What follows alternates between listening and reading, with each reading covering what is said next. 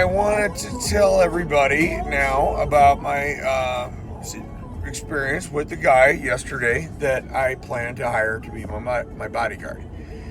Um, so, here's what happened. I met a young man on Las Vegas Boulevard a couple nights ago. He was driving down the street in a car that was owned by a girl that he knows. And he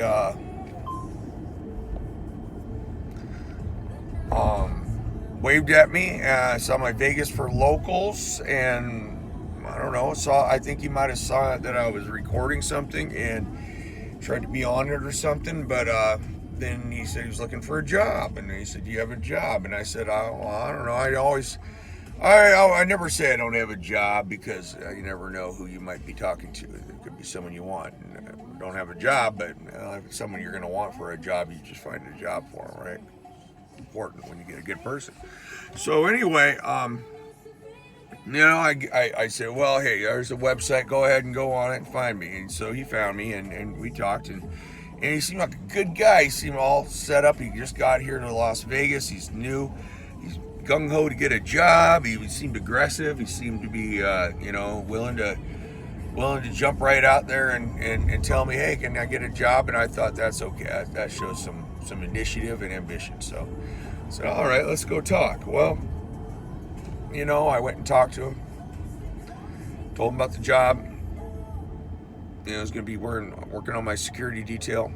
One of my security guards, actually one of my bodyguards. So,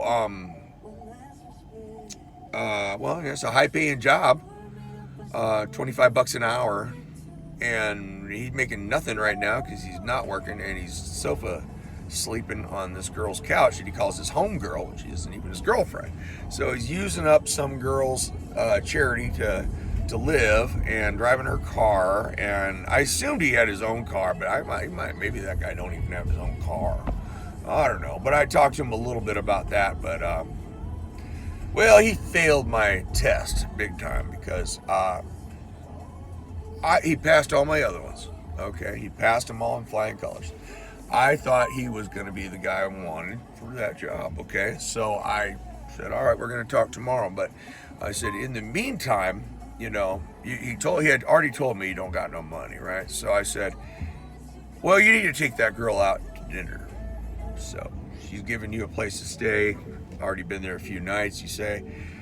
Plan on staying a little longer. You need to give her a nice dinner out. So I gave him $100, and I told him that's just a gift. Don't worry about it. You don't have to repay it. And, just think of it as a gift. There's no strings attached at all. And there weren't. And I didn't mean it that way at all. But saying there's no strings attached isn't all 100% true, because there is a string that was attached, and that was, I'm going to see how you spend that $100 and what you do with it. Kind of give me an idea about your character. I told him what to do with it. I said, take this girl out to dinner. Now, I also said, $100 goes a long way at some of these places up here where he lived by the casino, the Gold Coast. There's good food in there for not that much. You go and do some really good Chinese food and stuff. But I said, go in there and get some good food, and what you got left in the bill, tip real good, and impress the girl that you're take her out for dinner, and then just whatever you got left, pocket that. That's your money. Well, I said, but you know what I want to do? I want you to send me a picture of the two of you, when you're out, so I can see that you're out having a good time. That's the only reason I really want it. Plus, I want a picture. I want to know that he did it. So he never sent the picture. Next day, he didn't call me, didn't text me, nothing. I said, well, I mean, he's having a good time with the girl. That's fine. So next day, I text him. I say, well, how was that dinner? He didn't send me the picture. He says, oh, well, we didn't go. No. Didn't go. So, and then he says, and I guess I don't want the job. Okay, that's what he said. I guess I don't want the job, and it's because you asked me. You told me if I want the job, I have to get a vaccination, because I do require vaccination. If these people are going to be around me, they got to be vaccinated, because they can't be possibly carrying any viruses, COVID or anything else. but definitely COVID, around and giving it to me. Okay, because I'm immune compromised, and I'm not going to be able to take it as well as he can probably if he gets it. So, so we got to get that vaccination. Well, okay, he said he talked to his family and they told him that he shouldn't get it. Okay, well, he's a black man and he thinks that's the reason because the black people got screwed on some shots at some time back.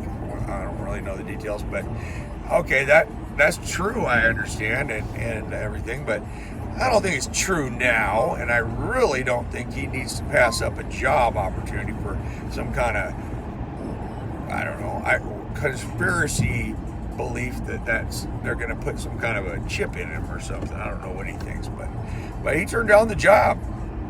But you know what? Most importantly, that he turned down the job, but he didn't have to take the job. I didn't require the job of him to take the $100, but he took the $100, and then he didn't spend it on the girl. Give me a break. This guy's 29 years old, 29-year-old grown man, sofa surfing on his homegirl's couch that he calls her.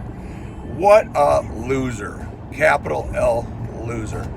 I gave that job to a different guy today, the guy that deserves it, a guy I should have thought of before. And I gave him plenty of money to get started, but he's going to be working for me for it, not just taking it and putting it in his pocket, not spending it on what I told him to.